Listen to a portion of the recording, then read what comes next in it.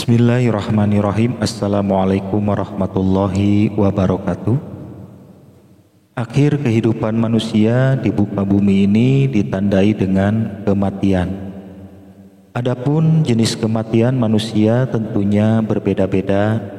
Ada yang kena musibah mati, ada yang sedang tidur mati, ada yang sedang berdosa maksiat mati, dan tidak sedikit juga ada orang yang sedang sholat di saat sujud tidak bangun lagi dan ternyata sudah mati. Nah, yang jadi pertanyaan, dikala manusia sudah mati, selanjutnya apa yang akan terjadi? Apakah langsung masuk surga atau neraka, atau ada kehidupan lagi? Dan apa yang mereka lakukan? Baik, dalam video ini akan saya sampaikan setelah mati manusia akan kemana dan seperti apa kehidupannya. Yang pertama, menunggu. Inilah kehidupan manusia setelah mati, yaitu menunggu. Menunggu apa? Yaitu menunggu kiamat. Mereka berada di alam kubur atau sering disebut alam barzah. Nah, di alam kubur atau alam barzah ini manusia sudah tidak mengerjakan ibadah lagi, tidak sholat, tidak sedekah lagi, hanya menunggu. Nah, dalam fase menunggu ini ada kehidupan-kehidupan yang dijalani selama di alam kubur, dan mereka disebut penghuni kubur. Makanya apabila kita melewati atau memasuki area pemakaman, kita dianjurkan mengucapkan Assalamualaikum. Itu artinya ada penghuninya di sana dan mereka dengar salam kita. Nah, semua manusia yang berada di alam kubur tersebut sedang menunggu datangnya kiamat.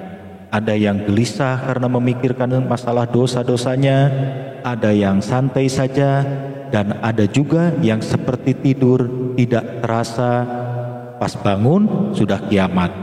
Itu semua tergantung amal perbuatannya sewaktu hidup di dunia. Nah, itu yang pertama, kehidupan manusia setelah mati, yaitu menunggu kiamat di alam kubur atau alam barzah. Selanjutnya yang kedua, yaitu periode peralihan. Ini ditandai dengan adanya kiamat besar, yaitu hancurnya bumi dan langit beserta isinya, termasuk manusia dan jin dan makhluk-makhluk lainnya. Musnah semua dengan kuasa Allah Subhanahu wa ta'ala.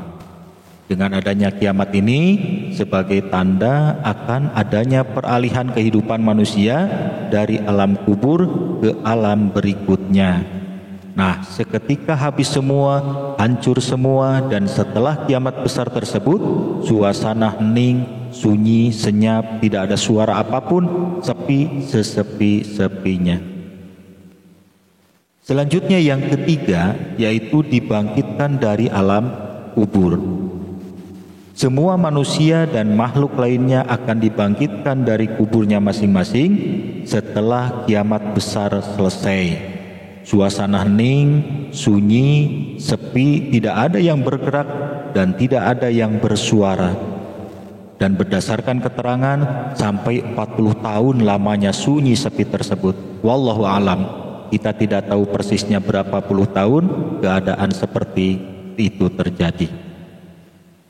Dan selanjutnya tiba saatnya perintah Allah turun untuk membangkitkan seluruh manusia dari kuburnya masing-masing, yang disebut hari kebangkitan, di mana manusia berhamburan berlari menuju ke suatu tempat yang disebut padang mahsyar dalam keadaan panik, bingung, menanti dan bertanya-tanya apa yang akan terjadi pada dirinya. Dan ini pun berlangsung puluhan tahun lamanya, sangat melelahkan.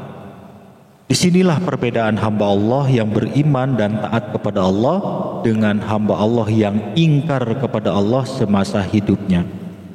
Hamba Allah yang beriman dan taat kepada Allah tentunya akan mendapatkan perlindungan di padang mahsyar tersebut. Itu yang ketiga, dibangkitkan dari alam kubur. Selanjutnya yang keempat, yaitu dihisab. Dalam fase ini semua gerak-gerik manusia selama hidup di dunia akan dihisab. Amal dan dosanya dihitung dan tidak akan ada yang terlewat sedikit pun, semua ada catatannya. Bahkan dari ujung rambut sampai ujung kaki menjadi saksi kehidupan kita selama di dunia seperti apa. Bahkan beban berat ada pada para pemimpin yang semasa hidupnya di dunia menjadi pemimpin. Semua diminta tanggung jawab atas yang dipimpinnya. Presiden diminta tanggung jawabnya, gubernur, wali kota sampai RT RW pun tidak luput diminta tanggung jawabnya. Termasuk kita semua. Sebagai suami diminta tanggung jawabnya, istri juga diminta tanggung jawabnya. Dan hisab ini dilakukan satu persatu. Jadi tiap manusia diperiksa satu persatu dengan teliti. Jadi sudah tidak terbayang lagi berapa lamanya proses hisab ini. Wallahu a'lam, hanya Allah lah yang tahu.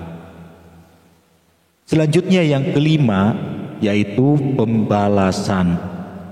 Dari semua manusia yang sudah dihisab tentunya akan ada timbangan amal baik dan keburukannya. Semua amal baik akan mendapatkan balasan yang baik pula. Mungkin di dunia orang yang beramal baik walaupun tidak kelihatan oleh orang lain, tapi di akhirat akan nampak dan akan ada balasannya.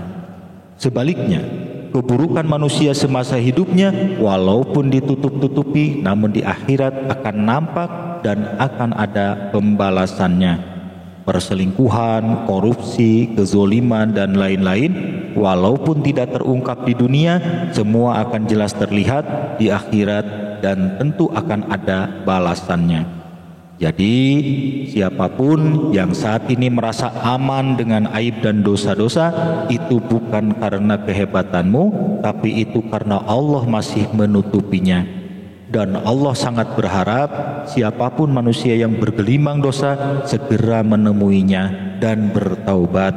Kita sudah ditunggu oleh Allah, bahkan Allah tidak pernah menutup pintu taubat bagi hambanya selama napas masih ada. Inilah 5 kehidupan manusia yang akan dijalani setelah kematian. Tentunya banyak dan panjang jalan kehidupan yang akan dijalani sampai terakhir surga dan neraka.